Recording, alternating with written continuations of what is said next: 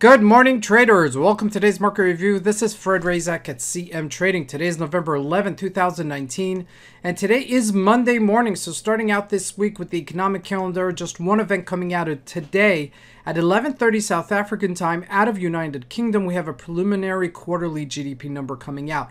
Now, this in a nutshell is not that important, but you do want to know if there are any surprises. Now, looking at the currencies, the euro and the British pound both weakened versus the US dollar. We'll take a look at that.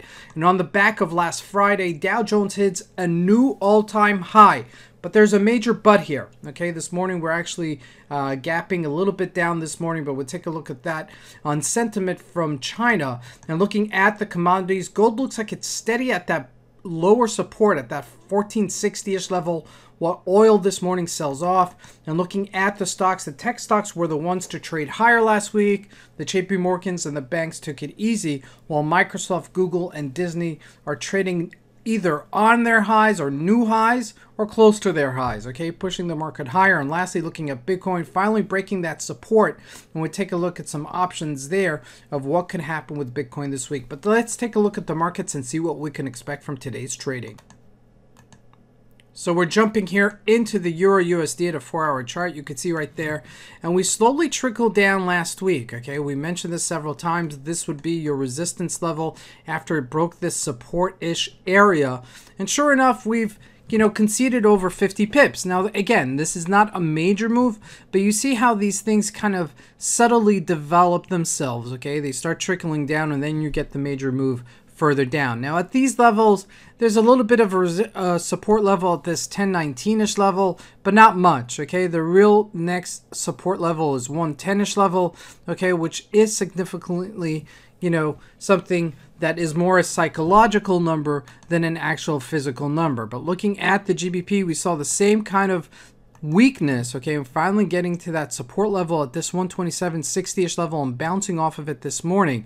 Now, if this number that comes out, the preliminary quarterly GDP number that's coming out at 9:30 London time, is going to be negative, then I do expect this to cede this support level and perhaps break it on the downside. So keep that in check as the dollar is getting a little bit stronger versus the currencies. Now jumping into the commodities, we're going to jump into gold. This one's the most interesting. We saw this breakdown last week as the Dow Jones hit new highs, right? We saw this break down this 1484 down to 1460-ish level, and will look like we're consolidating here at this 1460-ish level. So I would expect a little bit of a bounce if the Dow Jones actually sells off today. Okay, it might not come back to the 1500-ish level, but you may expect it to see 1480 as a resistance if this does continue to bounce off this area. Now oil sold off. Okay, we're struggling with this 5765-ish area. Now this has been something in check for quite some time. Okay, I don't expect oil to actually rally so much. Relatively, input is there, output is there, there's stockpiles of barrels out there, so I don't really expect oil to be that much of a change altogether. However, looking at the Dow Jones, this has been the most interesting year to trade the Dow Jones. Okay, we're hit all-time highs last week at 27,600-ish level. This morning, if we look at a 4-hour chart, you could see we're selling off here about 150 points. Now, this is all on the back of China having some sort of warning. Okay, I can't read too much into it because the stocks have been relatively strong. However, at these levels, people are going to want to take money off the table. If that's the case, that's something to consider as we enter today's trading. Now, looking at the ones that took us higher last week, it was Google, all-time highs at this 1303-ish level. Microsoft breaking that 144-ish level, to 145.52, hitting all-time highs. And lastly, this is something I don't really cover so much, but Disney came out with earnings last week, and it was really good. Okay, 137. We're only about 4 points off our all-time highs. Now, if you look at that, that's a nice little gap up.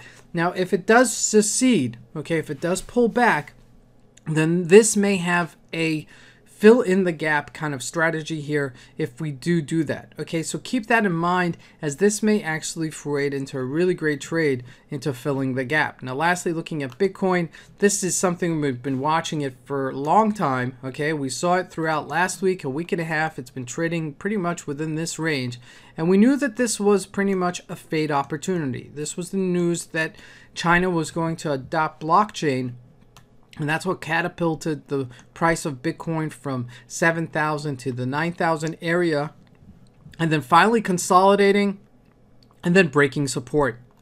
Now, we mentioned this several times.